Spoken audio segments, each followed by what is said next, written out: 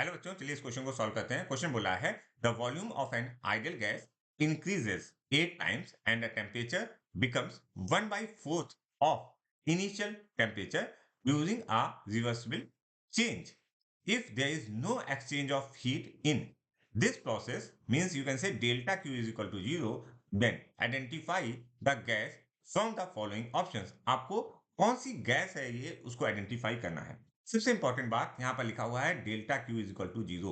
Delta Q is equal to zero means adiabatic process है ये। अच्छा, अब देखो क्या क्या बोल रहा है। ये पहला बोल रहा है कि जो वॉल्यूम है, जो फाइनल वॉल्यूम है जिसे हम V2 कह रहे हैं, V2 is equal to 8 times of V1।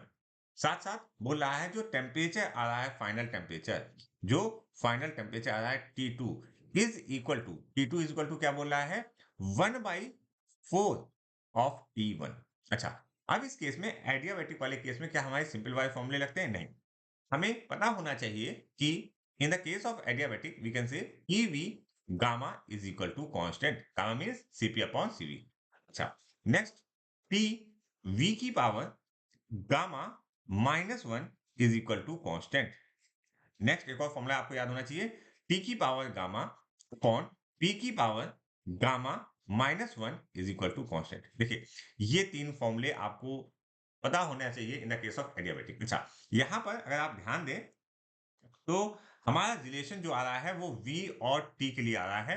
तो V और T मतलब आपको ये सेकंड वाला फॉर्मूला लगाना होगा। तो हम इसको यूज करते हैं, लिखते हैं T1 V1 की power gamma -1 is equal to T2 V2 to the power of gamma -1। अच्छा, T1 को हम ऐसे रहने देते हैं, T1 V1 to the power of gamma -1 is equal to T2 को हम क्या लिखेंगे, T2 को हम लिखेंगे 1/4 T1। अच्छा, V2 को हम क्या लिखेंगे, V2 को हम लिखेंगे 8 V1 गामा -1। अच्छा देखो, क्या क्या चीजें कैंसिल आउट हो जाएंगे यहाँ पर, उनको हम देखते हैं। देखिए, यहाँ पर T1 और T1 कैंसिल हो गया और ये V की पावर गामा -1 भी कैंसिल हो जाएगा। अगर आप ध्यान से समझने की कोशिश करो तो हम इसको 4 यहाँ लिखते हैं, V की power gamma -1 is equal to, देखिएगा, 8 to the power of gamma -1, okay, और V की power gamma -1।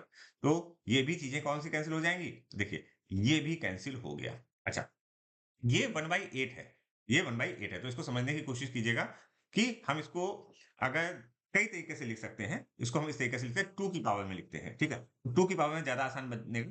2 to the power of 2 is equal to 4। 8 को हम क्या लिख सकते हैं, 2 to the power of 3, okay, gamma -1। अब हम क्या करेंगे यहाँ पर जो पावर्स है, ठीक है, इनकी जो पावर्स है उनको हम लोग कंपेयर करेंगे। जब आप इनकी पावर को कंपेयर करोगे, कंपेयर पावर, कंपेयर पावर।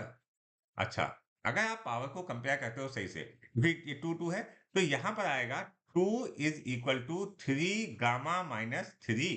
अच्छा, और सॉल्व करते हैं तो हमारे पास जो आएगा दैट इज 3 गामा, रीअरेंजमेंट कर रहा हूं, 3 gamma is equal to 2 plus 3 is 5 और गामा की वैल्यू आ गई 5/3।